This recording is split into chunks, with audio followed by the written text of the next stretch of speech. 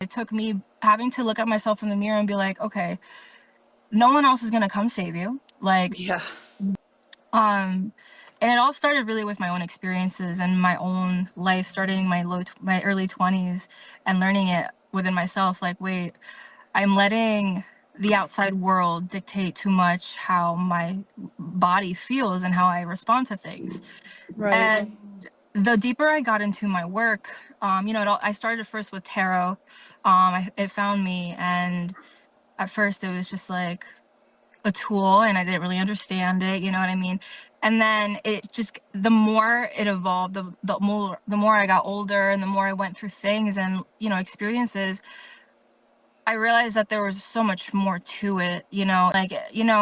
There was things that I would see online on whether TikTok, Instagram, doesn't matter what it was really, but of like what people would be told of what things should be like, or like if you want to be healed you need to do this, or if like it always felt like very like it had to be this regimen. And I was one of those people that at first felt stuck. I'd be like, wait, I'm doing the things that this X, Y, and Z person supposedly said works, and I would find myself stuck. And Yeah. that's where I realized, okay, this is more internal than it is anything else. It's your mind, it's your mindset, it's your psychological awareness as well as your emotional awareness, because you can be very much aware of a pattern, but if you don't consciously choose to, shift or you know, change something in your life that you see needs to be changed, then that's just psychological awareness. But you need emotional awareness, how to act, be able to, like, in real time,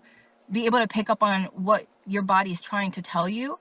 And that takes it took a lot of work. It took a lot of commitment. It took me having to look at myself in the mirror and be like, okay, no one else is going to come save you. Yeah.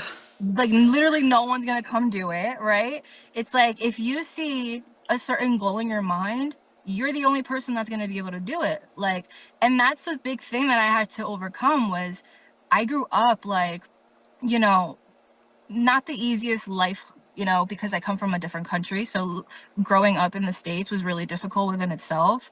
But, Yeah. it was this constant battle of like, why me? Why me? I would blame God, or I would blame my external circumstances. And I would never realize, wait, what am I doing though? What am I doing to show up differently? What am I doing to actually attract these opportunities, to actually meet the right people, right? And so I had a lot of internal work that I went through, that I'm still going through, of course, that we're always going through.